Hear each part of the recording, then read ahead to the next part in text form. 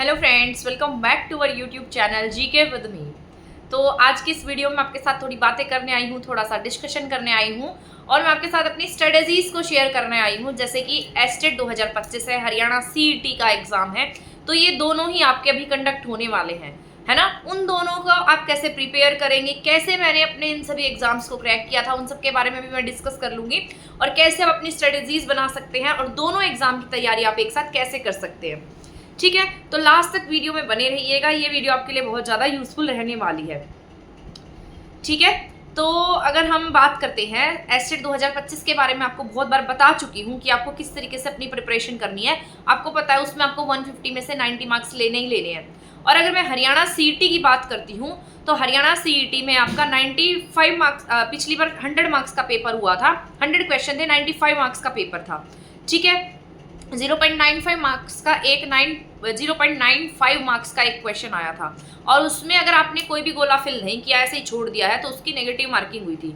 और ये नुकसान मैंने झेला था क्योंकि मेरे 5 क्वेश्चन ऐसे ही रह गए थे और जल्दी जल्दी में मेरे वो गोला जो हम सर्कल फिल करते हैं वो रह गए थे। उस वजह से मेरे मार्क्स भी कट गए, मुझे 4 से 5 नंबर का लॉस हो गया था।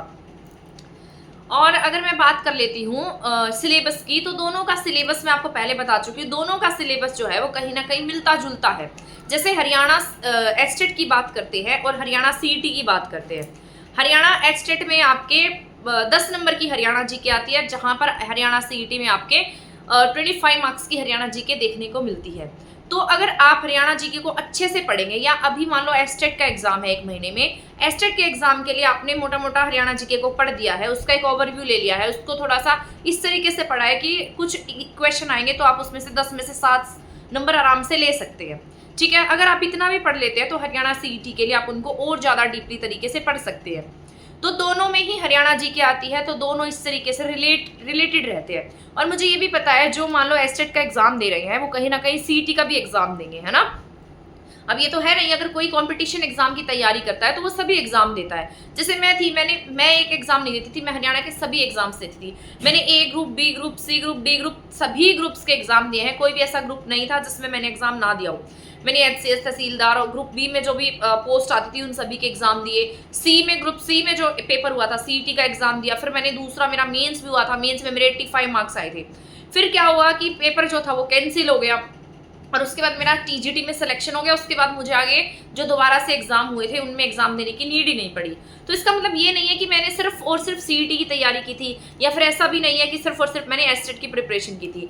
मैंने दोनों ही एग्जाम की प्रिपरेशन की थी। दोनों क्या, मैं सभी ग्रुप्स के एग्जाम की प्रिपरेशन करती थी। मुझे ये था कि जिसमें भी जॉब मिलती है वही पहले बेस्ट है। जैसे सबसे पहले मैं ग्रुप डी में सिलेक्टेड हुई, है ना, तो मैंने तो ये नहीं सोचा कि मुझे डी ग्रुप की जॉब नहीं करनी। अगर मैं डी ग्रुप को मैंने ज्वाइन किया है, साथ में मैंने ए ग्रुप के भी एग्जाम दिए हैं, बी ग्रुप के भी एग्जाम दिए हैं, फिर मैंने ये टीजीटी का भी एग्जाम दिया, इसमें भी मैं पास हुई। इसके साथ साथ जैसे मान लो ये जो सीईटी था 85 मार्क्स थे, अगर वो कैंसिल नहीं होता तो भी मुझे कोई ना कोई अच्छी पोस्ट जरूर मिल जाती। ठीक है, ऐसे ही आपको भी प्रिपरेशन करनी है। आपको सिर्फ एक एग्जाम पर फोकस नहीं रहना। सबसे पहली बात, आप अगर एस्टेट का एग्जाम दे रहे हैं, साथ साथ हरियाणा सीईटी का एग्जाम दे रहे हैं, तो दोनों को एक साथ करके भी आप पढ़ सकते हैं। हाँ, मैं मानती हूँ कि कुछ कुछ सब्जेक्ट जो हैं, कुछ कुछ पोर्शन जो है वो एस्टेट में बिल्कुल अलग है। जैसे सीडी भी बिल्कुल अलग है और आपका सब्जेक्ट जो है वो बिल्कुल ही अलग है ना। तो ये दोनों चीजें बिल्कुल अलग रहती हैं। ऐसे सीईटी में कुछ नए टॉपिक्स ऐड हो जाते हैं, जैसे कंप्यूटर आ जाता है सीईटी में, है ना। जैसे और तो मोस्ट ऑफ सेम ही रहता है। जैसे हरियाणा जी की आती है मैथ्स रीजनिंग, आती है मैथ रीजनिंग, सीईटी में भी आता है मैथ रीजनिंग, आपका एस्टेट में भी आता है। जो प्रिपरेशन आप एस्टेट के लिए करेंगे, जिस भी बुक से प्रिपेयर करेंगे, सेम वैसा ही पैटर्न सीईटी के लिए भी कर लेना। वैसे ही क्वेश्चन सीईटी में भी आ जाते हैं, बट वहां पर टॉपिक्स जो है वो थोड़े से ज्यादा हो जाते हैं, वो थोड़ा एसएससी पैटर्न का हो जाता है। एस्टेट जो है वो आपका 10 तक की बुक्स पर बेस रहता है, पर अगर आप 10 तक की बुक्स को पढ़ते हैं तो वो आपके लिए बहुत बेनिफिशियल है, बहुत ज्यादा इंपॉर्टेंट रहता है, तो आप उसको बहुत अच्छे से कर सकते हैं। ठीक है, आ रही है मेरी बात समझ में, जो मैं आपको समझाने की कोशिश कर रही हूँ, जो आपको बताने की कोशिश कर रही हूँ। ठीक है, क्योंकि हमें सभी सब्जेक्ट्स को करेक्ट करके पढ़ना होता है। हमें ऐसे नहीं पढ़ना होता है कि बस हम एक एग्जाम दे रहे हैं इसी का एक पढ़ लेते हैं। हमें सभी एग्जाम्स को इंटरलिंक करके पढ़ना होता है, सभी एग्जाम को फोकस करके पढ़ना होता है। एक एग्जाम की पढ़ाई दूसरे एग्जाम में जरूर से जरूर काम आती है। अगर आपने मान लो, जैसे मेरा एग्जाम था, मैंने टीजीटी की तैयारी की, टीजीटी के साथ साथ पीजीटी की तैयारी अपने आप ही हो गई, मुझे पता ही नहीं लगा। मैंने मास्टर डिग्री तक की सारी बुक्स पढ़ दी थी। मतलब जैसे कि अब ये एग्जाम है आपका, तो आप क्या कर रहे हैं, जैसे आप पढ़ रहे हैं, ठीक है, आपने 10th तक की बुक पढ़ ली, फिर 12th तक की पढ़ ली, मान लो आपको लगा कि इसमें से मेरा कवर नहीं होगा, फिर आपने ग्रेजुएशन भी पढ़ दिया, आपको फिर लगा ग्रेजुएशन पूरा नहीं हुआ तो आपने पोस्ट ग्रेजुएशन में से भी पढ़ लिया। बट आपको ये पता होना चाहिए कि आपको पढ़ना क्या है, थोड़ा लिमिटेड सा पढ़ना होता है, ये नहीं होता है कि आपको सारे के सारों में से रट्टा लगा देना है। मैं तो इस तरीके से पढ़ती थी, प्रीवियस ईयर क्वेश्चन देख लेती थी, उन्हीं चैप्टर में से बहुत सारे क्वेश्चन कर देती थी, क्योंकि प्रीवियस ईयर क्वेश्चन जो है वो हर एग्जाम में रिपीट हुए होते थे और मुझे ये होता था कि आगे भी इनमें से क्वेश्चन आएगा ही आएगा। तो मैंने जितने प्रीवियस ईयर थे सबको पढ़ा, प्रीवियस ईयर के जो टॉपिक्स थे उनको डीपली पढ़ लिया, उनके कंसेप्ट क्लियर कर लिए, ताकि मैं पेपर में जो है उनको आसानी से सॉल्व कर सकूं, उसमें उलझूं नहीं। आप भी यही स्ट्रेटजी को फॉलो करेंगे, ठीक है। रही बात बुक्स की, तो कोई भी बुक से आप प्रिपेयर कर सकते हैं। जैसे मैंने आपको बहुत बार बताया, आप एनसीईआरटीज को जरूर फॉलो करेंगे। जैसे 6 to लेकर 10 तक की जो बुक्स होती हैं वो अगर आप एस्टेट में पढ़ रहे हैं तो आप अपने कॉम्पिटिटिव एग्जाम में भी पढ़ सकते हैं, क्योंकि कॉम्पिटिटिव एग्जाम्स में भी उनमें से ही पूछा जाता है। अब देखो हरियाणा सीईटी के जो पेपर होते हैं ना, आप साइंस की बुक उठाकर देखना, साइंस की बुक में पीछे एक्सरसाइजेस दी गई होती है। जो आपके हरियाणा के एग्जाम हुए थे उनमें एज इट इज उन एक्सरसाइज में से क्वेश्चन आए हुए हैं।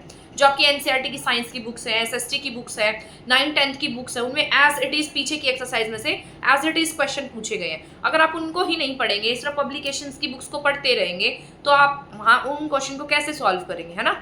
तो 6 to 10 तक की एनसीईआरटी बहुत ईजी होती है, 2-2 3-3 दिन में एक एनसीईआरटी पूरी कंप्लीट हो जाती है। मैंने सारी की सारी ऐसे रीड की हुई है, तो मैं 2-2 3-3 दिन में एक एनसीईआरटी को कंप्लीट कर देती थी। उनमें से जितने क्वेश्चन होते थे उनको सॉल्व कर लेती थी, उनके एमसीक्यू सॉल्व कर लेती थी, उनकी पीछे एक्सरसाइजेस को सॉल्व कर लेती थी। मैं तो लिख कर भी देखती थी हर क्वेश्चन का क्या कंसेप्ट रहेगा, इसके क्या रीजंस रहे, क्या इसकी हानियां हैं, क्या इसके लाभ हैं, तो उनको राइटिंग फॉर्म में भी मैंने लिख कर देखा था। क्योंकि अगर आप ए ग्रुप का, बी ग्रुप का ऐसे पेपर देते हैं तो उसमें डिस्क्रिप्टिव भी आता है, राइटिंग फॉर्म में भी आपको लिखना होता है। तो मैं इस तरीके से खुद को प्रिपेयर करती थी, ठीक है। तो आप क्या करेंगे, आप भी इसी तरीके से अपनी स्ट्रेटेजीज को फॉलो करेंगे, ठीक है। आप भी अपनी कोई ना कोई स्ट्रेटेजी बनाएंगे। जैसे मान लो आपके पास अभी 1 महीने का टाइम है, आप क्या करें, एक ऐसे अपना कागज ले ले, उस पर अपने सारे गोल्स लिख दे। मैं डे टू डे टारगेट भी लिखती थी, महीने के टारगेट भी मेरे लिखे हुए होते थे। तो डे टू डे जो डेली का टारगेट होता था उसको लिख के मैं टिक करती जाती थी कि मेरा आज का इतना काम हो गया है। फिर मैं महीने वाले दिन देखती थी कि आज मैंने ये भी कर दिया, ये भी कर दिया, मेरा ये भी कंप्लीट है। तो इस तरीके से मेरे टारगेट्स जो थे वो कंप्लीट होते जाते थे। तो आपको जैसे मैथ है, रीजनिंग है, हरियाणा जीके है, हिंदी है, इंग्लिश है, ये सभी एस्टेट में आती हैं, आपको पता है। और ये सभी सब्जेक्ट आपके हरियाणा सीईटी में भी आते हैं। तो अगर आप मान लो किसी एक एग्जाम की तैयारी कर रहे हैं तो वो दूसरे में भी एज इट इज काम आ जाएगी। वैसे ही क्वेश्चन आप वहाँ पे सॉल्व करेंगे, वैसे ही क्वेश्चन आप वहाँ पे सॉल्व करेंगे। वैसे इंग्लिश वहाँ सॉल्व होगी, वैसे इंग्लिश वहाँ पे सॉल्व होगी। ऐसा ही सेम हिंदी में है, ऐसा ही वहाँ पर है। मैथ रीजनिंग का प्रोसेस भी सेम रहता है, बस थोड़े मार्क्स का डिफरेंस हो जाता है। सीईटी में ये थोड़े ज़्यादा नंबर के पूछ लिए जाते हैं और एस्टेट में थोड़े से कम मार्क्स में पूछे जाते हैं, ठीक है। तो इन सब चीज़ों को आपको क्या करना है, एक साथ लेकर चलना है। और ये बातें मैं आपको इसलिए बता रही हूँ ताकि आप क्या कर सके, आपको यहाँ से थोड़ी गाइडेंस मिल सके। क्योंकि मुझे बहुत सारे कमेंट आते रहते हैं कि मैम इसके बारे में बता दो, ये बता दो, वो बता दो। तो मैं क्या करती हूँ, चीज़ों को कनेक्ट करके बताने की कोशिश करती हूँ, ताकि आप सिर्फ एक चीज़ में ना उलझे रहे, एक चीज़ के साथ साथ आप दूसरे एग्जाम्स की भी तैयारी करते रहें। सिर्फ हरियाणा एस्टेट देना ही जरूरी नहीं है, हरियाणा सीईटी देना भी उतना ही जरूरी है। और अब की बार हरियाणा सीईटी में इतना ज़्यादा कॉम्पिटिशन रहने वाला है, क्योंकि एक दिन में ही 3.5 लाख फॉर्म भरे गए थे। तो आप यहाँ से आइडिया लगा सकते हैं कि हमारे यहाँ पर कितने सारे फॉर्म फिल हुए होंगे और इसमें कितना ज़्यादा कॉम्पिटिशन रहने वाला है, ठीक है। तो इन सब बातों को आपको अपने दिमाग में रख लेना है। और जो तैयारी मैं हरियाणा एस्टेट के एग्जाम के लिए कराने वाली हूँ, वही तैयारी आपकी सीईटी के लिए भी रहेगी। जैसे कुछ टॉपिक मैं हरियाणा जीके के करवा रही हूँ, तो Haryana GK same as it is Haryana CET में भी आती है, तो उसके लिए भी वो उतनी ही इंपॉर्टेंट रहेगी, ठीक है।